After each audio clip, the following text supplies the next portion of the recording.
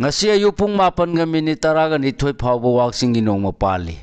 matungdi nini palani ngasi tang 12 tha 12/2/2015 ing nomaijing numit asigoiba rasiful miyamda paudam jari ahan boine lakho charga mes rasigi ful pairaki loksing sonba miyamga mari ifat fattaba yenglabana pangal banumini nolungna madi ya ka yengna salabadi sapagani le sapahang yona matam hawon kiba phai thoni polam leichini angangba bris rasigi fal phingba madi wafang nabana nungai taba thotok thokpa yai ingthau loksing chawba migi pautak loba tangai phadaba numini le sapahang yona ningba mapa saroi thoni polam leichini angangba mithun rasigi fal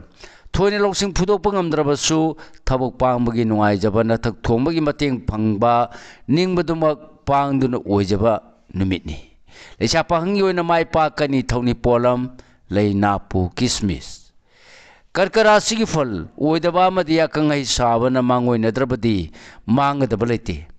maruma pang loina bana nungai ba henba langchang ba hengani leisa pahanggi oina wakhan nungai gani thoni polam leihigo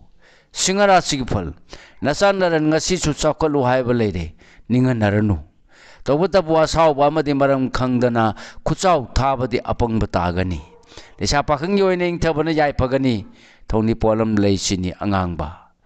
kanyara sigifal asaw wa phatha ba herba yenabagi mahutta thijinba kalba wani ngai leite thabaki paudi nungai gani naran phana saukhatkani leisa pahanggi oina ngang sakpa haigani thoni polam leichini angangba tulara sigi fal ayama ningma thungani afaba thabak panghauro afa apuna baleramba pharani marupna chali sakang dabanadi nachana naidi yengthi leisa pahanggi oina mai pakani thoni polam leihigo brisik rasigi fal miyamna sa tawi thajaba mahanganu Amaromda huramana marup kainanaba amadi naral mayeng tanaba honabadi lepte leisa pahanggi oina mari phagatkani thoni polam leihigo